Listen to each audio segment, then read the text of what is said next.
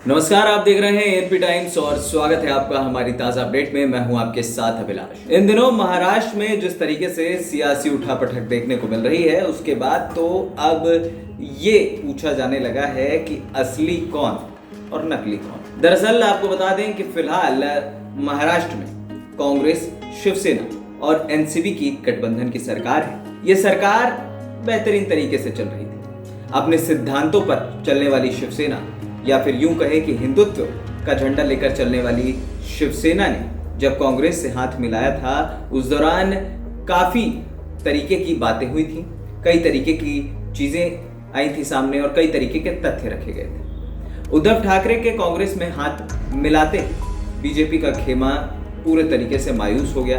कई बार सरकार बनाने की कोशिश की, लेकिन वो सरकार नहीं बना पाई। लेकिन अचानक शिवसेना के धड़े में ऐसा क्या हुआ, या फिर यूं कहें कि ऐसी क्या चीज हो गई कि शिवसेना के 55 विधायकों में लगभग 37 से 38 विधायक अब शिवसेना छोड़ने की, या यूं कहें कि उद्धव ठाकरे के धड़े को छोड़ने का पूरे तरीके से मन बना चुके हैं। हम सभी जानते हैं एकनाथ शिंदे छोटे मोटे लीडर नहीं है और एक बेहतरीन नेताओं के रूप में वो उभर रहे हैं। लेकिन जिस तरीके से एकनाथ शिंदे ने पिछले 3 से 4 दिनों में महाराष्ट्र की सियासत में उठापटक का एक अहम किरदार निभाया है, उससे उन्हें एक फायर ब्रांड नेता कहना गलत नहीं होगा। इस बीच मौजूदा अपडेट आपको बता दें कि संजय राउत, जो कि शिवसेना के प्रवक्ता है और बड़े नेता भी हैं, हमेशा अपनी चोंच चलाने के लिए जाने जाते हैं। एक बार फिर उन्होंने अपनी चोंच चलाई है और साफ तौर पर, खुले तौर पर धमकी दे दी है कि शिवसेना सिर्फ और सिर्फ उद्धव ठाकरे की है और शिवसेना का बॉस उद्धव ठाकरे। वहीं बीच में इस तरीके की बातें भी आ रही थी कि उद्धव ठाकरे थोड़ा सा इमोशनल हैं, एकनाथ शिंदे को अगर वो चाहें तो वो बना सकते हैं नेता। लेकिन उसके बाद अचानक ऐसा क्या हुआ जब एनसीपी, कांग्रेस और शिवसेना के नेताओं की बैठक हुई और उसके बाद तमाम तरीके की राजनीतिक गलियारों में सुगबुगाहट देखने को मिली। एक तरफ जहां बीजेपी चुपचाप बैठकर देख रही थी, देवेंद्र फडणवीस कभी दिल्ली जा रहे थे, कभी उनसे मिलने अभी हाल ही में रामदास अठावले भी पहुंचे, जो केंद्रीय मंत्री हैं। तो ऐसे में इस तरीके की बातें हो रही थी कि क्या भारतीय जनता पार्टी शिवसेना के बाकी विधायकों को समर्थन देकर क्या सरकार गिरा सकती है। फिलहाल जो मौजूदा परिप्रेक्ष्य है, ये बात तो तय है कि संजय राउत का साफ कहना था कि कार्यकर्ता, फिलहाल मौजूदा जो उनके परिप्रेक्ष्य में वो जो कह रहे हैं, कार्यकर्ता अपने आप खुद समझ जाते हैं। संजय राउत ने कहा, हम लड़ेंगे, मरेंगे और जीतेंगे।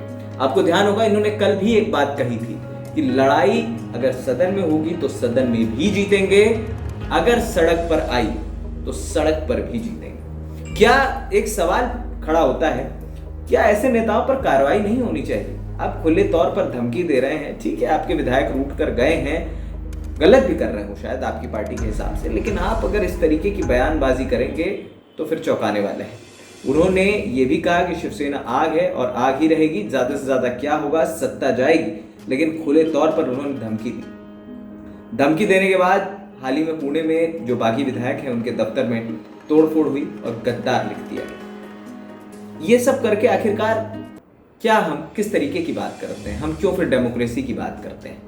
और कहीं ना कहीं संजय राउत की जो ये बयान है, यूं कहें कि ये तेवर है, तो ये बात तो समझ में आ रही है कि असली शिवसेना जो फिलहाल ये कह रहे हैं वो उद्धव ठाकरे की। लेकिन जिस तरीके से विधायक एकनाथ शिंदे के गुट में गए हैं, उन विधायकों को देखकर अगर माना जाए तो फिर यहाँ पर एकनाथ शिंदे भी एक बड़े लीडर के तौर पर उभर कर सामने आ रहे हैं। अब सरकार बचेगी या गिरेगी, ये फिलहाल कह पाना बड़ा मुश्किल है। महाराष्ट्र का सियासी संकट बड़ी तेजी से गहराता चला जा रहा है। लेकिन संजय राउत की धमकी के बाद अब शिवसेना के कार्यकर्ता उतर आए हैं सड़कों पर और अब यह साम दाम दंड भेद हर तरीके की राजनीति हम यहाँ पर देख रहे हैं। अब ये देखना होगा कि किस तरीके से यहाँ पर सरकार को क्या बचाया जा सकता है या फिर सरकार गिरेगी।